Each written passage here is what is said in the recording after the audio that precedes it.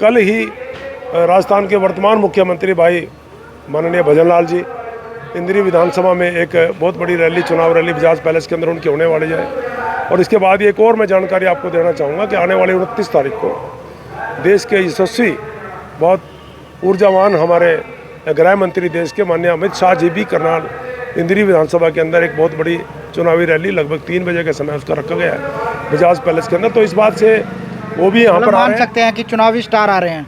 बहुत देखिए, बहुत बड़े बड़े चुनावी स्टार यहाँ पर आ रहे हैं। सबका ध्यान इंदिरी की तरफ है और मैं तो हमारे अपने केंद्रीय नेतृत्व का और हरियाणा प्रदेश के नेतृत्व का भी बहुत बहुत आभार व्यक्त करता हूँ कि इतना ध्यान से वो इंदिरी विधानसभा को बहुत अच्छी तरह से देख रहे हैं। रामकुमार कश्यप जी जोरों शोरों से प्रचार करते हुए नजर आ रहे हैं। लोगों में एक बात आ रही है कि इस बार वो मंत्री उनको देखना चाहते हैं। अगर सरकार बिल्कुल बिल्कुल, आप देखिए ना 2014 में भी कर्णदेव कंबोज जी यहाँ से विधायक बन करके गए थे। इंडिपेंडेंट चार्ज दिया गया, बहुत महत्वपूर्ण उनका हल्का दिया गया था और महकमा दिया गया था उनको हरियाणा सरकार के अंदर। और मैं निश्चित तौर पे 100% आप जनता को कहना चाहता हूँ कि माननीय रामकुमार कश्यप जी डेफिनेट मंत्री बनेंगे और यहाँ से जीत करके जाएंगे। बिल्कुल। हरियाणा में विधानसभा 2024 चुनाव चलते हुए नजर आ रहे हैं। 90 की 90 सीटों पर जो जोर आजमाइश हर पार्टी के नेता करते हुए नजर आ रहे हैं। वहीं इंदिरी की अगर बात की जाए तो इंदिरी में जो रामकुमार कश्यप जो पहले विधायक रहे हैं भाजपा के, उन पर भाजपा ने दोबारा से विश्वास जताया है और उन्हें अपना कैंडिडेट बनाकर दोबारा से इंदिरी में उतारा है। और इंदिरी में जो चुनाव प्रचार प्रसार है वो बड़ी तेज़ी से चलता हुआ नज़र आ रहा है। वहीं जो चुनाव प्रभारी हैं इंदिरी के, मेहर सिंह कलामपुरा हमारे साथ मौजूद है, उनसे बातचीत कर लेते हैं। मेहर सिंह जी, क्या कहेंगे आप? चुनाव प्रभारी लगाए गए हैं इंदिरी के, किस प्रकार से देख रहे हैं चुनाव, किस गति से चल रहा है और आगे कितनी और गति से चलेगा? सबसे पहले तो मैं पहला जी आपको और आपके चैनल को हार्दिक शुभकामनाएं देता हूं और मैं आपका आभार भी व्यक्त करता हूं कि आप लगातार इंदिरी विधानसभा की इतनी अच्छी कवरेज कर रहे हैं। जहां तक चुनाव की बात है तो आपको पता है हरियाणा में 90 विधानसभाएँ हैं और 90 ही प्रत्याशी हमारे चुनाव लड़ रहे हैं और 90 ही लोगों को चुनाव प्रभारी के तौर पर दायित्व दिया गया है। कुछ लोग चुनाव लड़ते हैं, हमारे यहाँ सिस्टम है, एक कैडर बेस्ड पार्टी है और कुछ लोग चुनाव उनको लड़वाते हैं। तो जहाँ तक इंदिरी विधानसभा की मुझे दायित्व दिया गया है पार्टी ने कि मैं उसकी चुनाव की देखरेख करूं और मुझे पूरा विश्वास है कि लगभग 1.5 महीना मुझे अब इंदिरी विधानसभा के अंदर हो गया है। एक एक दिन की एक एक बात की गतिविधि मेरे सामने है। हमारे चुनाव प्रभारी लगने के बाद ही टिकट घोषित हुए थे। तो मैं आपको ये बात बड़े विश्वास के साथ कह सकता हूँ कि मैं एक एक चीज़ को बड़ी भांति देख रहा हूँ। आप एक बात का अनुमान लगाइए कि हमारे इंदिरी विधानसभा में कैसा चुनाव प्रचार चल रहा है। 26 तारीख को 12:30 बजे नमो ऐप के जरिए देश के प्रधानमंत्री माननीय नरेंद्र मोदी जी भाजपा के कार्यकर्ताओं से, हरियाणा के कार्यकर्ताओं से अपने मन की बात करेंगे। और उसके बाद कल ही राजस्थान के वर्तमान मुख्यमंत्री भाई माननीय भजन लाल जी इंदिरी विधानसभा में एक बहुत बड़ी रैली, चुनाव रैली बजाज पैलेस के अंदर उनकी होने वाली है।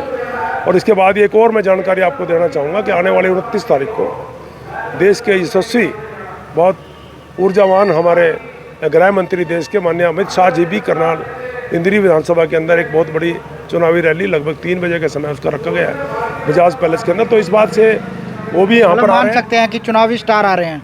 बहुत देखिए, बहुत बड़े बड़े चुनावी स्टार यहाँ पर आ रहे हैं। सबका ध्यान इंदिरी की तरफ है और मैं तो हमारे अपने केंद्रीय नेतृत्व का और हरियाणा प्रदेश के नेतृत्व का भी बहुत बहुत आभार व्यक्त करता हूँ कि इतना ध्यान से वो इंदिरी विधानसभा को बहुत अच्छी तरह से देख रहे हैं। और मुझे भी एक बहुत अच्छा हौसला मिलता है उनकी बात से और मुझे पूरा विश्वास है महिला जी, कोई कुछ भी कहे, बहुत बड़े अच्छे मार्जिन से हम तीसरी बार लगातार इंदिरी विधानसभा को बहुत अच्छे मार्जिन के साथ हम जीतने जा रहे हैं। और हमारे वर्तमान में विधायक भाई रामकुमार कश्यप जी और हमारे प्रत्याशी भी हैं इस समय, वो भी बहुत अच्छे मार्जिन से हम तीसरी बार फिर लगातार इंदिरी विधानसभा को जीत करके प्रदेश नेतृत्व को सौंपेंगे और माननीय नायब सिंह सैनी जी के हाथ मजबूत करेंगे। मेहर सिंह जी, पीछे भी जो रामकुमार कश्यप है वो विधायक रहे हैं, समस्याएं लोगों ने उठाई, इन्होंने काम किए, कुछ समस्याएं अभी भी बाकी हैं, क्या उनको पूरा किया जाएगा? देखिए, आप एक बात को समझिए, आपने बहुत अच्छी बात कही है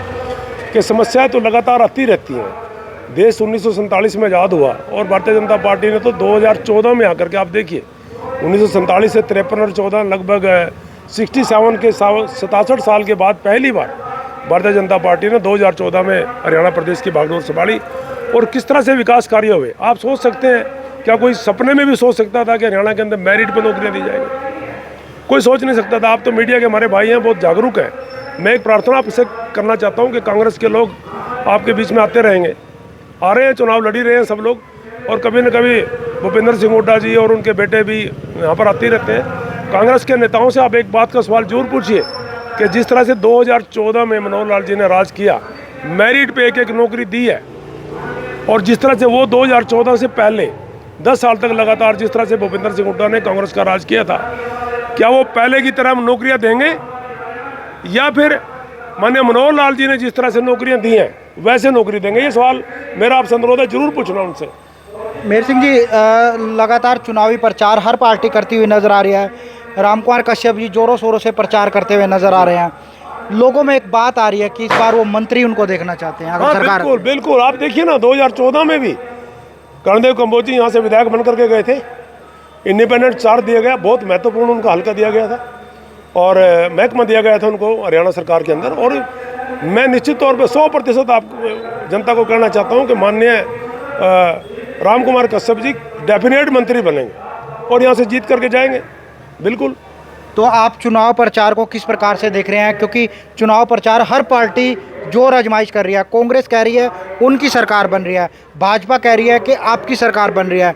किस प्रकार से चुनाव आगे बढ़ेगा? देखिए, आपको पता है कि बीजेपी एक कैडर बेस्ड पार्टी है और हमारा एक कैडर है। उसी कैडर को लेकर के हम एक एक गतिविधि को भारतीय जनता पार्टी का प्रचार चला रहे हैं, और जिस तरह से दिन पर दिन लगातार ग्राफ भाई रामकुमार कश्यप जी का इंद्री विधानसभा के अंदर बढ़ता जा रहा है, मैं निश्चित तौर के आपको कह सकता हूं कि कहीं कांग्रेस या किसी अन्य प्रत्याशी का इंद्री विधानसभा में कोई मुकाबला ही नहीं है। निश्चित तौर पर बहुत अच्छे मार्जिन के साथ हम ये सीट जीतने जा रहे हैं। जी जी। तो मतलब लग रहा है आप इंद्री सीट जीत रहे हैं?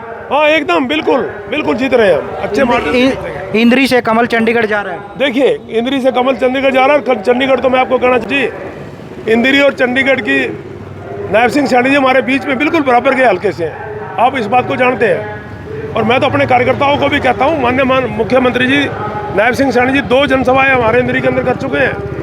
मतलब स्टार प्रचार, चुनाव प्रचार में जो स्टार प्रचारक एक से एक स्टार प्रचारक आ रहे हैं, और हमारे एक से एक बेहतरीन, बहुत बेहतरीन कार्यकर्ता इंद्री के अंदर है। बहुत ऊर्जा लगा करके, बड़ी अच्छी ऊर्जा लगा करके हम ईमानदारी के साथ सभी कार्यकर्ता पूरे काम के अंदर जुटे हुए हैं। करण देव ने पार्टी छोड़ी, कांग्रेस उन्होंने ज्वाइन की, क्या फ़र्क पड़ेगा भाजपा में?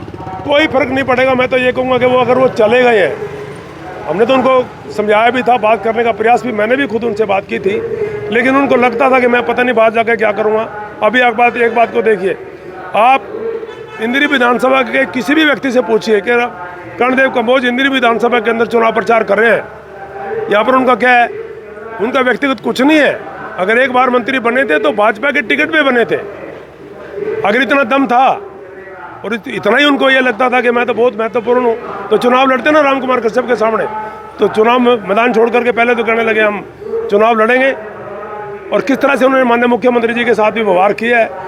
ये एक अच्छे व्यक्ति को मैंने खुद, मतलब हमें किसी व्यक्ति को वो बातें अच्छी नहीं लगी है, और ना तो रादौर के रहे, और पार्टी ने तो उनका लगातार यहाँ से टिकट दिया, इंद्री से चुनाव जितवाया, कैबिनेट मंत्री बनाया, दूसरी बार फिर रादौर के अंदर मौका दिया।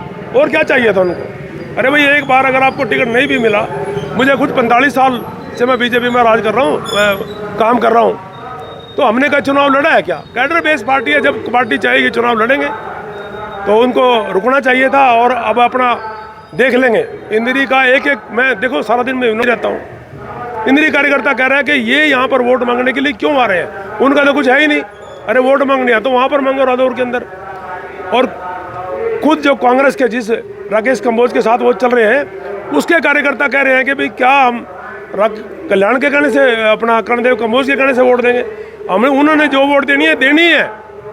वो केवल अपना एक अहंकार जो उनके मन में आया हुआ है कि मैं पता नहीं क्या करूँगा, और वो 8 तारीख को सामने आ जाएगा। तो ये थे हमारे साथ मेहर सिंह कलामपुरा, जिन्होंने बताया चुनाव प्रभारी हैं वो इंद्री के, क्योंकि चुनाव प्रभारी होने के नाते उनकी ड्यूटी इंद्री में लगी है, और उनके देखरेख में इंद्री में चुनाव लड़ा जा रहा है। रामकुमार कश्यप हैं भाजपा के प्रत्याशी, जो पहले विधायक रहे हैं, इस समय मौजूदा विधायक है भाजपा के। उन्होंने काम किए थे, लेकिन कुछ जो कमियां वो रहती थी उन्हें भी दूर करने का उनकी तरफ से कहा जा रहा है कि उनको दूर किया जाएगा। लेकिन हर पार्टी अपनी तरफ से दावा करती हुई नजर आ रही है कि उनकी सरकार बन रही है, लेकिन भाजपा भी दावा कर रही है। वहीं जो चुनाव प्रभारी है इंद्री के मेहर सिंह कलामपुरा, वो भी दावा कर रहे हैं कि तीसरी बार जो भाजपा की सरकार बन रही है। फिलहाल देखने वाली बात होगी कि जो अभी जनता की सरकार है, जनता किसे चुनती है। 5 तारीख को चुनाव है, 8 तारीख को नतीजे हैं। देखने वाली बात होगी कि किनका जहाज दोबारा से उड़ान भरता है। भाजपा तीसरी बार सरकार बनाती है, कांग्रेस अपनी सरकार बनाती है। फिलहाल ये पब्लिक के हाथ में। देखने वाली बात होगी कि 8 तारीख को नतीजे आते हैं और किन की सरकार बन पाती है। करनाल से विकास महिला, प्रो हरियाणा टीवी।